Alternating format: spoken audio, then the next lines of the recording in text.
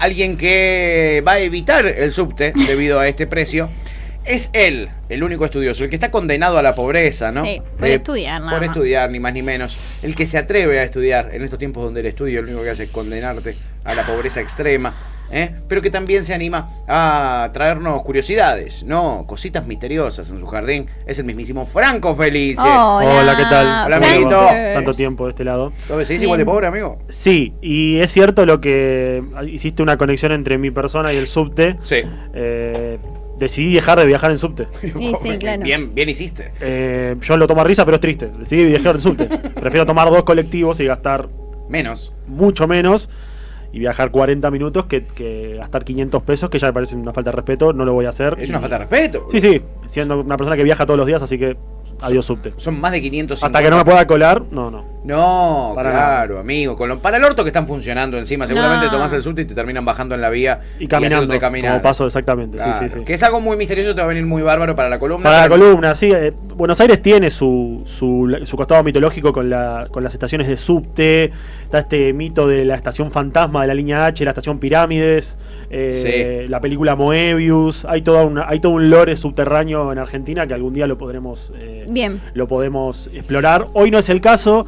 Hoy voy a hablar de otra cosa que creo que me diste el pie igual. Ya puedo arrancar, ¿no? Directamente. Es ahora. Me recuerdo el año pasado o el anterior que en una columna con Facu y con Esteban sobre esta misma temática, yo les contaba que hay un tema a mí que me saca el sueño, que entre muchos temas, La falopa. no económico, hay un tema que me saca el sueño que es, ¿cómo decirlo para no caer en el amarillismo? Las cosas sin resolver, pero que de verdad uno dice, viste que generalmente ocurre un caso en cualquier parte del mundo, hay una investigación policial, detective, gente, y tarde o temprano se sabe lo que pasó. Sí. Pensaba el otro día en el caso de uno tristemente célebre en Argentina, la familia Pomar, en el 2009, que era esta familia que se fue de viaje, desapareció, nadie sabía, empezaron en la televisión a hablar de que desde abducciones alienígenas hasta que un narco los mató, finalmente se supo después de 20 días que habían sufrido un accidente. Claro. Y es como que, bueno, va a ser muy feo lo que digo, pero le quita la magia, pues ya sabemos lo que le pasó, en paz descanse toda la familia, pero en un momento decís, bueno, lo que pasó esto. Hoy traje 2 historias, porque con una me quedaba corto, 2 historias bastante recientes, además, en términos históricos, que al día de hoy no tienen explicación y que son las que a mí más me gustan, porque me gusta dejar la puerta abierta en estos casos, Obvio. cuando la historia lo deja. Y te voy a decir una cosa, la primera de las historias es tan complicada, me costó tanto leer, la conocí hace años, pero recién ahora me senté a estudiarla, a leerla. Es tan así que voy a hacer algo que no hice nunca, que es tener un machete con nombres. Es cierto. Machete con nombres, cosa que yo siempre me jacté de sentarme y hablar. Sí. Bueno, el ajuste me llegó al cerebro también, no siempre puedo, así que hoy me traje una pequeña ayuda a memoria, ¿no? Entonces lo voy a empezar a contar. Vamos a trasladarnos al año 2002 en Argentina. Principio de 2002, ¿no? Momento difícil todavía con las heridas de una sociedad rota, de una sociedad que se había levantado hacía poco. Esto ocurre, este caso que les voy a contar ocurre en enero del 2002, hace ya más de 20 años, en la provincia de Entre Ríos, en una localidad muy pequeña llamada Nogoyá, que tiene como varias secciones donde hay casas de campo. Es uno de esos lugares bastante áridos y perdidos en el medio de la provincia que, no tienen demasiado movimiento. Resulta que en este sitio, en Nogoyá, está la estancia La Candelaria, un lugar que por ahí mandé la fotito porque hay una foto bastante atípica del lugar, que es solamente un cartel como para mostrar que está en una llanura plena, dice La Candelaria. Y acá vamos a contar, ahí está, La Candelaria, esta foto, estancia La Candelaria, esto es en Entre Ríos, Nogoyá, es una foto posterior al hecho que voy a contar, creo que es del 2011-2012. No te crece nada ahí, ¿eh? No, nada, fíjate que está todo ahí y atrás tenés la casa de fin de semana para pasar y listo. Cuenta este caso que en esa estancia trabajaba una familia, la familia Gil Gallegos, y que al caso se lo conoce como el caso Gil, ¿no? Una familia que estaba compuesta por Rubén Gil, un hombre de 56 años, su pareja Margarita Gallegos, que era una mujer mucho más joven que él, aproximadamente de 26, 27 años, era un matrimonio con una diferencia de edad, y los 4 hijos pequeños de ellos, que tenían entre 2 y 9 años, María, Sofía, José y Carlos. Un matrimonio, podemos decir, una familia que tenía 4 hijos, todos legítimos, todos hijos de ellos dos, no había padrastro ni nada de eso, y trabajaban en esta estancia que era propiedad de un terrateniente bastante conocido en la zona, que se llama Alfonso Goete. Ok, no era de ellos. No era de ellos, ellos eran una familia muy humilde, una familia que aparte había viajado hacía poco a esa zona de Entre Ríos, porque recordemos que estamos hablando de una post-crisis enorme, y aparte cómo pegó eso en el interior. Si acá pegó feo, allá era 50 veces peor. Una familia como de lo más rezagado de la pobreza, ¿no? Sí. Cuestión que la noche del 12 de enero del 2002, recién comenzado el año, la familia estaba trabajando en los campos, haciendo tareas. Los 4 hijos no, 2 de los hijos que eran más grandecitos y los 2 más pequeños estaban en la casita. Sí. Y Rubén y Margarita estaban trabajando. Resulta que le avisan al jefe, al dueño de la estancia, a este señor Alfonso, que tenían que irse a una localidad cercana llamada Viale, porque un amigo de ellos había fallecido. Entonces, nada, se pide solamente pedirle al jefe: mire, patrón, un amigo nuestro falleció, vamos a ir al velorio. Bueno, no hay problema, está bien, vayan, vuelvan a tal hora, qué sé yo. La familia, los 4 hijos y los 2 padres, se van hasta esta localidad de Viale, al velorio de este amigo suyo, y es la última vez que se los vio. Es la última vez que se los vio, y cuando digo la última vez que se los vio, no es la última vez que los vio su jefe, la última vez que lo vio la familia del fallecido, sino que la última vez que se los vio. Al día de hoy, nadie, absolutamente nadie, volvió a ver a la familia, que ahí estoy viendo la foto. Esa es la imagen con la que se difundió el caso a comienzos de 2002, cuando ocurrió. Atrás vemos a los padres, a Rubén y a Margarita, y los 3 hijos pequeños. Ahí falta el más chiquito, que es Carlos. Que era bebito. Tenía 2 años. Claro. La familia va hacia la localidad de Viale, que quedaba a unos 60 kilómetros de Nuevo Ya, sí. Al velorio de su amigo, y no se los ve más. No se lo ve más. El primero que le llama la atención esto es Alfonso Goete, al dueño de la estancia. Claro, se me fueron los empleados. Se le fueron los empleados, y que él estaba pensando, porque faltaban pocos días para que él les entregue el derecho de vacación. O sea, las vacaciones. Allá en el campo se le dice derecho de vacación. Es espectacular. No sabes si son esclavos, ¿no? Claro, estaba viendo ayer justo un documental porque esto lo habló hasta History Channel, que hablaba de derecho de vacación. No sé si un problema de traducción o qué, pero al señor nos llamó la atención porque decía, en 3 días tenían vacaciones. Me llama la atención que se hayan ido. Lo primero que pensó, se escaparon. Se me escapó la familia. Se me llevaron algo. Se le escaparon, o incluso que habían ido a la provincia de Santa Fe, que era un lugar donde ellos tenían familia, ¿no? Ok. Entonces, como comenzó todo esto, y acá está el primer caso extraño de la historia, que es que recién en abril, o sea, 3 meses después de la desaparición, recién en abril del 2002, el señor Goete decide ir a la justicia para hacer la denuncia, porque él pensaba que se habían escapado. Ya cuando se dio cuenta que los necesitaba y que eran 3 meses, dijo, bueno, voy a ir a hacer una denuncia, que la denuncia solamente fue caratulada como averiguación de paradero. Claro, la típica. La típica. En el medio comienzan las investigaciones. La familia los familiares de esta familia Gil, que estaban en otra parte de Entre Ríos, algunos estaban en Rosario, comienzan a preguntarse, bueno, che, son 6 personas, no se sabe, o sea, no es que desapareció uno. Claro. Fue hace ya casi 4 meses. El dueño de la estancia, que podría ser apuntado como el primer sospechoso, no sabe nada. Comenzaron a rastrear, ya se metió la policía tanto de Entre Ríos como de Rosario. Sí. Comenzaron a rastrear teléfonos hasta que llegó una de las datas que para mí es el punto central en el caso, sí, que es que la familia, el día que abandonó la casa, el día que se fueron para el velorio de su amigo, habían dejado toda su documentación y todo su dinero y la heladera llena de comida para cenar esa noche. No tenían intención de irse, claramente. Por lo tanto, se entiende desde la lógica policial o de la lógica familiar que no planeaban una fuga. No. Porque uno dice, bueno, lo de la comida puede ser una coartada, ¿no? Como para engañar. Ahora, con documentación y dinero, el poco dinero que tenían, es un poco extraño. Un detalle que se suma al caso es que Margarita, la mujer, sí, Margarita, la esposa del señor Gil, sí, trabajaba en una escuela. Y ya para ese momento tenía que haber ido a buscar su último sueldo, primer sueldo del año, que era el sueldo de marzo, y no lo fue a retirar. O sea, tenía sueldos atrasados del año anterior y el sueldo de marzo. Yo siento que nadie se escapa de la nada explotando sin dinero. Yo me escapo después de cobrar. Sí, te voy avisando. Después de cobrar, claro, es un poco difícil. Pasan los meses, la familia sigue sin saber nada, comienzan a rastrear teléfonos, como dice. En un momento aparece un testigo en Rosario que dice que él vio, viste que siempre aparece un testigo que... Sí, yo los vi. Viste que está la persona que vio a Chabrán en Cuba. Sí. Bueno, empezó a ver una persona, un testigo en Rosario que decía, no, yo al señor Gil lo vi andando a caballo ayer. Se investigó la zona, se buscó... Yo ya no me meto tanto en temas policiales porque tienen su propio método para buscar todo eso. arrojaron resultados que no era él. Era alguien medio Gil, pero no era Gil, pero no era el apellido Gil. Exactamente. Siguieron buscando. En un momento empezaron a rastrear incluso teléfonos de teléfonos celulares de familiares de estas personas que estaban en Rosario, como para ver si habían tenido un contacto. O sea, como para ver alguien los estaba cubriendo. Si alguien los estaba cubriendo. Se hizo todo tipo de investigación. No había ninguna llamada. No había ningún tipo de rastreo para buscar a esta familia que, insisto, en ese momento ya los medios empiezan a hablar y el principal foco de atención es, son 6 personas. Claro. No es uno, no son 2, son 6 personas, nadie los volvió a ver, nadie sabe nada de ellos.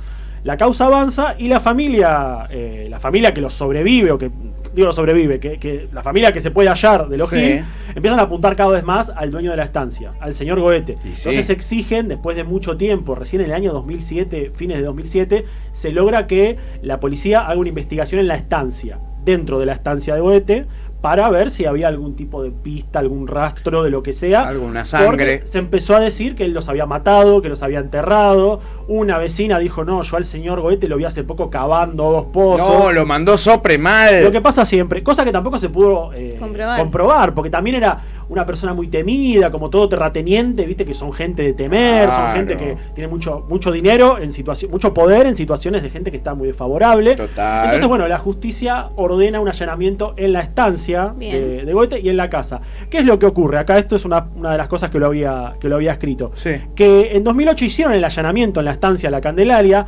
levantaron el piso, movieron absolutamente todo, excavaron detrás de la casa y no se encontró nada excepto un colchón quemado con rastros de sangre. ¿Qué? Un colchón quemado con rastros de sangre. La policía dijo, ya está, lo tenemos. Fuiste tenemos vos, bajado la Alfonso. bola porque prendió fuego un colchón y tenía rastro de sangre. Ahora, ¿qué es lo que pasa? El forense pide las muestras para hacer la compatibilidad genética con el ADN de los Gil y no coincidía. O sea que esa sangre, primero que nunca se supo de quién era o de qué, porque por ahí era un animal o por ahí era otra persona, o por ahí se levantó con la nariz sangrando el También, señor Goete, claro, con hemorroides que hablábamos hoy en la apertura. Pero en Buenos Aires se hizo la autopsia, no se dice autopsia, se dice como la compatibilidad genética y arrojó que no era de los Gil.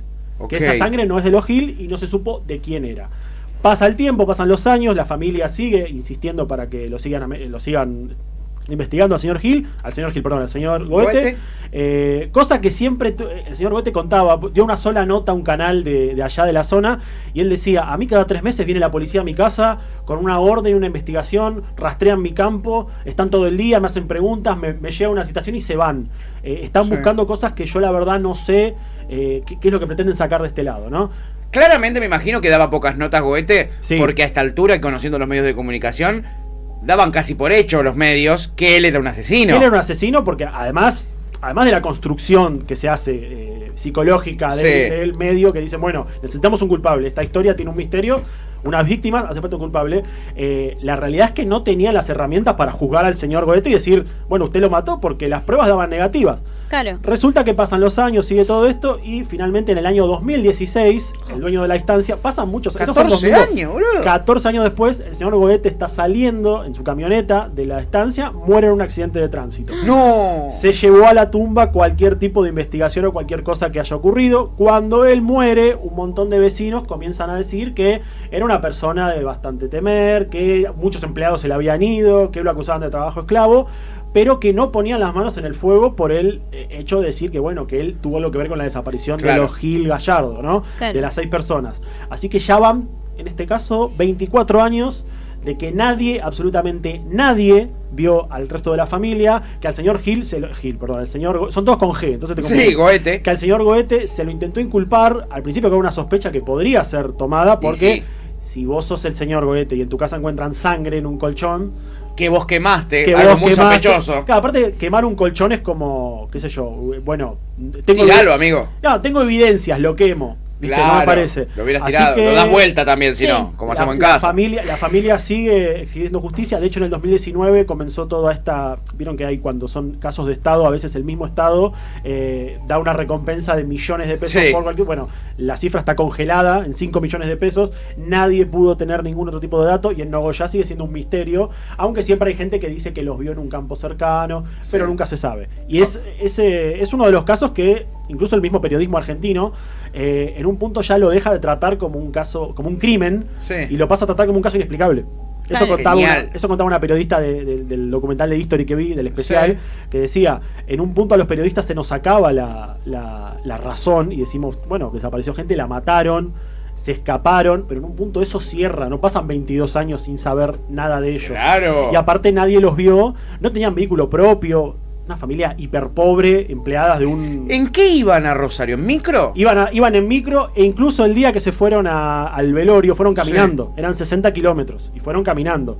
En el medio hubo rastrillajes de todo, porque a ver, si a nosotros se nos ocurre que hay que hacer un rastrillaje por 60 kilómetros caminados, la policía lo hace más rápido. Oye, olvidate. Fue lo primero que hicieron, no se sabe absolutamente nada y nadie los vio. Eso es una cosa interesante, que nadie los vio desde el momento que salen, el 13 de enero del 2002. En esos 60 kilómetros. En esos 60 kilómetros nadie los vio. Los que los vieron los vi con Chabran. Claro, con Jim Morrison. Sí, claro, y Elvis. E incluso se entrevistó a los asistentes del velorio del amigo de la familia y no, ellos no vinieron. No llegaron. Entonces ahí la investigación tuvo como un giro, porque dicen, bueno, según esta gente ellos no llegaron. Es decir, algo pasó en estos 60 kilómetros. Algo pasó en estos 60 kilómetros.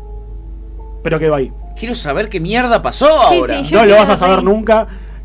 Digo, está buenísimo. Ahí vimos una foto de Goethe. De Goethe, sí. Esta es la única nota que él da, esto es del 2008, 2009, no recuerdo, a este canal de televisión, este pequeño medio que está... La única vez que habló. En Nogoyá, la única vez que habló.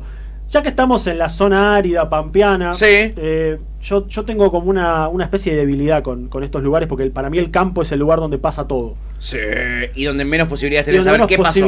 Y donde una vez lo hablaba con un escritor de terror que me decía, en el campo tenés la mala fortuna de que lo que ves, si estás solo, lo ves vos solo. Sí, claro. Y el campo es un lugar, y sobre todo el campo argentino. Cualquier persona que haya estado en el campo argentino, o incluso en el campo afuera, pero el campo argentino tiene esa cosa de que algo tiene y que pensás que vas a ver algo que no tenés que ver. Sin duda. La llanura, la inmensidad, la soledad, tiene mucho de eso.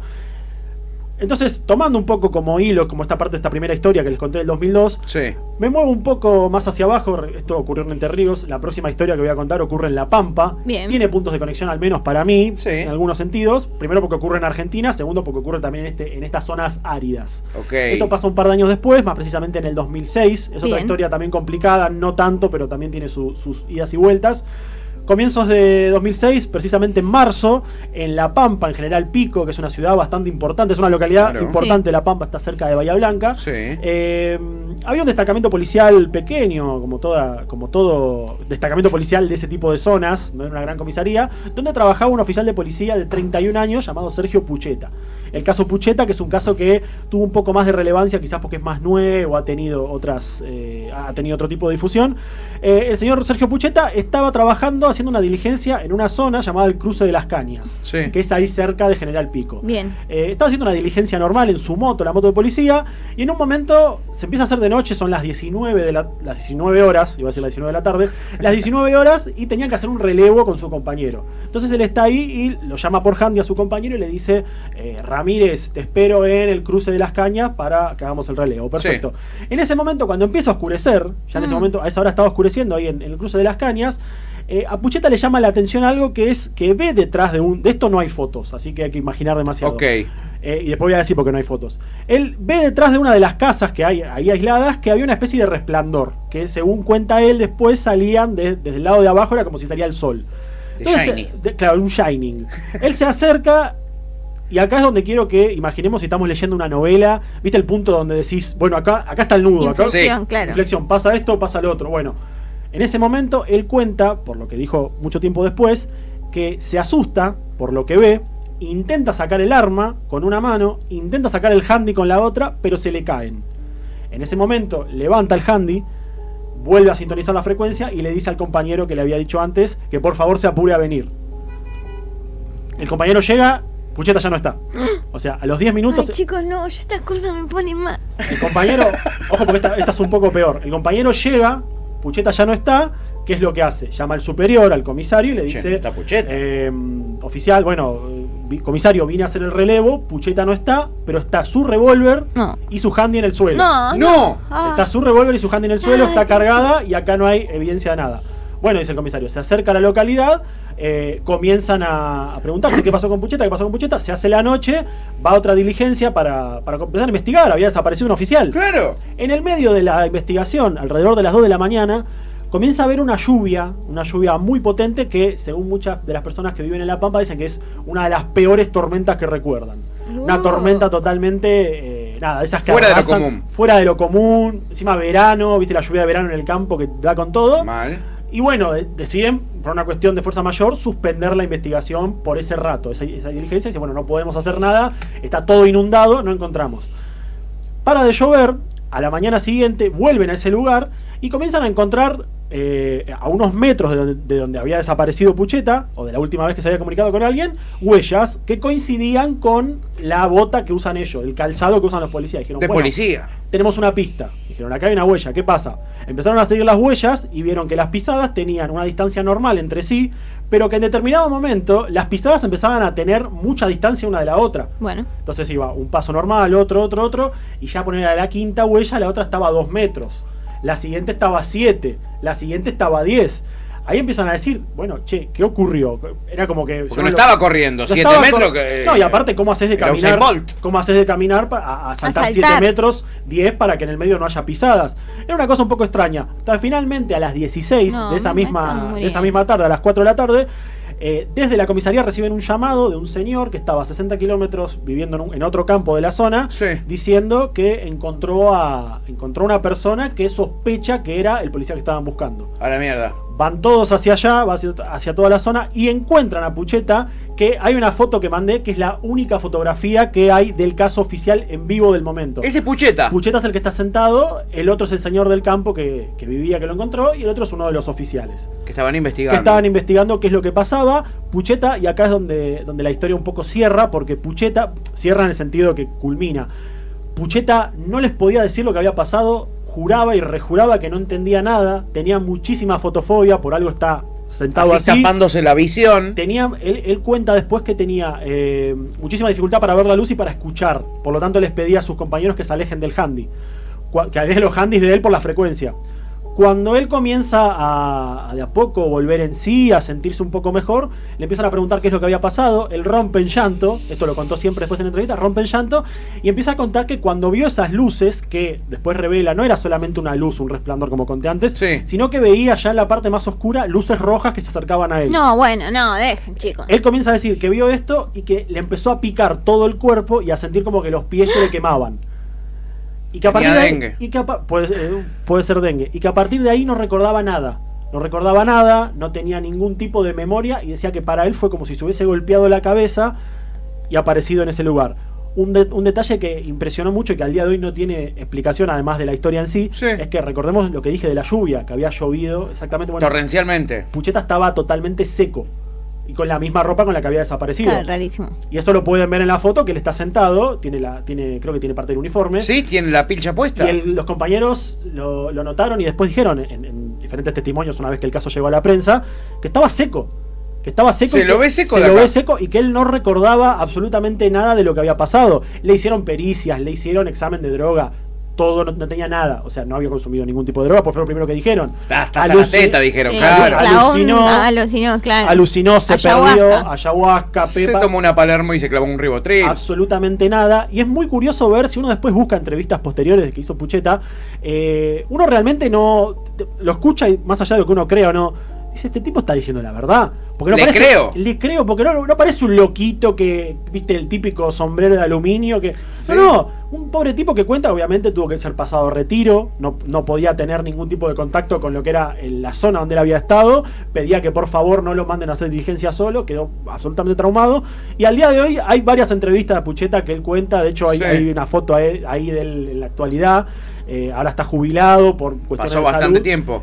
Y esto fue en 2006, claro, ya son 18 años. Mira, quedó pelado. Quedó pelado del medio. Del miedo. Y engordó Pucheta, le estuvo entrando. Pero al día de hoy él cuenta que no recuerda nada de lo que pasó, sí tiene recuerdos de sensaciones físicas, como te dije antes, de la picazón, que le ardían los pies, que sentía como una especie de aro magnético extraño, pero no se sabe nada de lo que le pasó, y bueno, es una de los casos también sin explicación que ocurrieron en la zona pampeana. En este caso yo no tengo pruebas, pero tampoco tengo dudas de que fue abducido. Exactamente. No tengo dudas, Es que la gracia de este caso me parece que es ese, como que, a ver, desapareces desde las 7 de la tarde de un día hasta las 4 del otro día. Sí. alguien te ve, tenés alguna secuela, el tipo desapareció y él mismo cuenta que no recuerda. Porque no es que, bueno, le fueron a robar y le pegaron, le golpearon la cabeza, apareció en otro lado. No le faltaba nada. O sea, no es un caso que uno dice, bueno, lo vamos a analizar desde la lógica. No se sabe. Pregunta, ¿y el señor que dice que lo ve, lo encuentra ahí lo tirado? Lo encuentra sentado así como lo encontraron en la foto. De hecho, él se acerca, el señor, no me acuerdo el nombre, lo había leído. Sí. Él se acerca y dice que le habla y que él no puede decir nada. Que está totalmente en silencio, en shock, por eso él llama a la policía. Fetal, y por eso llama a la policía, dice, tengo acá una persona, sospecho que es esta que están buscando, y bueno, evidentemente era él. Impresionante. Esa foto es increíble. La foto en la que él lo encuentran con el policía. Y está en posición fetal así guardado. No, y aparte tapándose, o sea, el cuerpo habla, y ahí está como... No quiero ver nada. Esta es una persona traumada, yo no te cuento nada, y te muestro, ¿qué le pasó al ¿Qué le pasó? Claro, sí, absolutamente. Pero bueno, dos historias que se tocan un poco en temática, y que, lo que más me gusta a mí, que no tienen explicación. Es lo mejor, es lo mejor. Esta para mí es un claro ejemplo de abducción. En la historia anterior no tengo ni idea qué pasó, No. Ni idea qué pasó. Parece más una historia criminal. Esta parece más una historia de abducción pura y dura. En Netflix hay unos documentales de abducción muy buenos. Ustedes saben que yo me miro todos los documentales que se postean, que aparecen, me los miro. Todos, absolutamente todos. Y hay unos de abducción muy buenos donde hay una historia que fue... Que es realmente histórica, valga la redundancia, de dos chaboncitos que estaban pescando y que aparecen y los abducen y se acuerdan de todo lo que pasó y que van a denunciarlo a la comisaría y cuentan los mismos detalles y cómo quedaron traumados de cómo fueron abducidos e investigados por estos extraterrestres. Cuentan cosas parecidas, esto de las luces, de lo magnético. Sí. Acá yo había notado, no me había acordado, que Pucheta contaba que cuando apoyaba los pies sentía algo calor, y que sentía mucho calor, y bueno, lo de la picadura ya lo dije.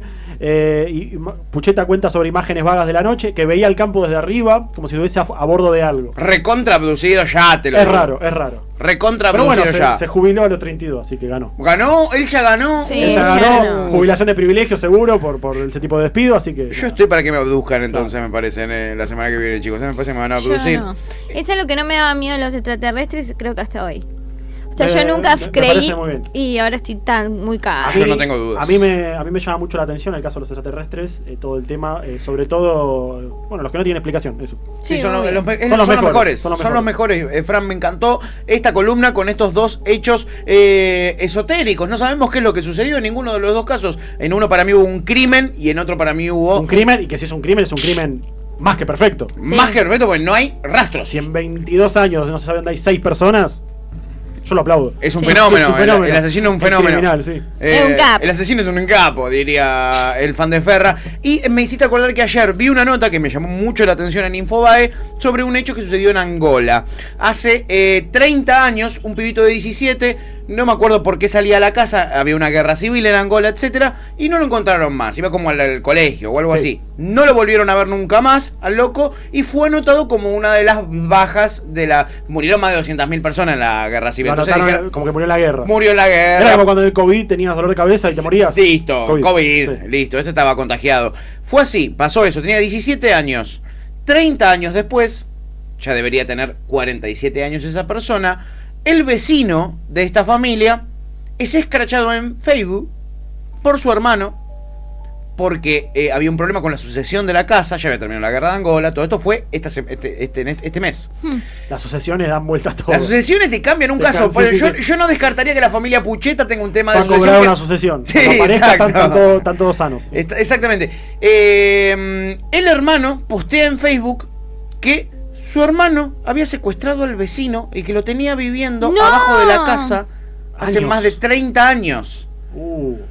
Es como el secreto de sus ojos. Esto se hace viral en las redes sociales angoleñas y mandan a la policía, porque se convirtió en un fenómeno, se hizo viral, realmente viral. Obvio. El loco lo que quería era, denme la mitad de la casa que me corresponde, mi hermano tiene secuestrado a un chabón y yo lo sé desde siempre. Van a la casa, había un fardo de paja. Lo levantan, había una puertita, abren y sale el pibe, ya no con 17, sino con 47 años. No. Habiendo sido secuestrado durante 3 décadas por este chabón. Qué horror encima, o sea, si uno lo compara, bueno, esto tiene una explicación, una lógica, pero es un horror. Es un horror, y él dice, esta es la mejor parte, por eso lo uno con tu columna, Frank, que es cuando a él le hacen entrevistas y cuando la policía le pregunta qué es lo que había pasado, él cuenta, yo en el vecino de al lado dice, yo podía ver a mi familia. Qué feo encima. La podía ver, pero no les podía pedir ayuda porque me hizo un hechizo de silencio. Ah, mira. Claro. Estuvo 30 años hechizado con un hechizo de silencio que le impedía pedir ayuda al exterior. En Angola se cree mucho en los hechizos también, hay que decirlo. Sí. Hay que decirlo. Y estuvo 30 años. ¡No! 30 años terrible, dicen acá en el chat. Lo tenían secuestrado y no sabemos. Y hechizado. Lo pasaba a valores, lo pasaba a valores cada 2x3. No sabemos, pero ¿cuál era el fin de tenerlo secuestrado? Bueno, en la nota no explicaban nada de por qué el loco lo había secuestrado. Había tenido un conflicto con los vecinos. Aparte le secuestró al pibe. 30 años es un presupuesto tener a alguien secuestrado. Tenés que financiar. Tener un conejo, imagínate un pibe. Un conejo es el 80 lucas por mes. Imagínate un pibe. 30 años un pibe. Un pibe cuando lo agarraste era adolescente, viste, jugaba a la Play. Abre la ladera y se comentó. Te abren la ladera, te bajonean toda la noche. Y no explican cuál es el justificativo del loco que se quiso escapar, obviamente. Claro. Era conserje de la municipalidad de Angola. De Angola. Bueno, estaba acostumbrado a no ir a laburar. Así que. Claro, exactamente. Y quedé en shock. Y lo que más me choqueó es no saber por qué lo habían secuestrado, que estaban tratando de investigarlo todavía. Una familia entera, qué locura, decía la Chipi con respecto a el primer caso que nos trajiste. Siempre me acuerdo cuando pasó lo de la familia Pomar, de todo dijeron los medios. Claro, la familia Pomar, pero era eso, como me acuerdo que iba gente a la tele de no, los abdujeron, los agarró que el tipo era profesor de química y que un narco, antes de Breaking Bad, que el tipo era profesor de química y que un narco que le debía plata los mató a todos, que los vieron levitando y habían tenido un choque, o sea, se supo al final, hubo 20 días de misterio, de teorías, al final era no. Hubo un accidente, murieron, claro. Ese caso se resolvió, este no. Este no se resolvió. Claro. Y Wander nos agrega con lo del subte que habíamos dicho. Dice, si al menos cobraran por estación, pero hace 2 estaciones y te cobran viaje completo. Decía con lo de 500 pesos. Y después dice, en la estación Carlos Gardel había un túnel que conectaba con el subte, que conectaba el subte con el abasto. Se usaba para entrar mercadería. Lo arruinaron cuando construyeron el centro comercial mal llamado shopping. Mirá. Dice Wander, algo tiene que haber ahí abajo. Y decía, cuando baje el pasaje en el subte y no alcance la recaudación, ¿qué van a hacer con el subte? Bueno, esa es otra historia de terror que desarrollaremos con el tiempo, amigo. Cuesta encontrar algo que dé miedo porque uno vivimos en Argentina. Filo News y encuentra cosas peores. Claro. En fin, Franco Felice, con su puño cargado de misterios en el día de hoy. Nos veremos pronto. La espera no será tan larga como la vez pasada. Por favor, Fran, que no te agarre dengue en el medio. Aparte hubo un ataque de semanas que todos los jueves pasaba algo, todos los viernes era como... Algo pasaba, así que prometo volver pronto. Otra vez, esto es parte de Argentina, Esto es parte de Argentina, suceden este tipo de cosas. En fin, con Franco Felice, un viernes felice. Hemos tenido misterioso, no tan felice para Lu, ¿no? Que se va a ir con miedo a ser abducida. Me pregunté antes a Fran. Yo siempre pienso, ¿qué puede asustar a Lucía? Voy a hablar de esto. Sí. Bien, igual no me asusta tanto, me asustaste. Me asusta más lo paranormal.